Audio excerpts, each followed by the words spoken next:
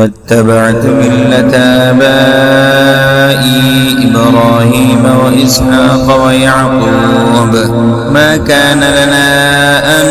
نشرك بالله من شيء ذلك من فضل الله علينا وعلى الناس ولكن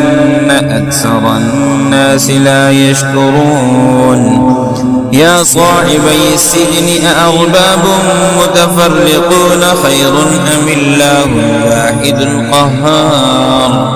واتبعت ملة آبائي إبراهيم وإسحاق ويعقوب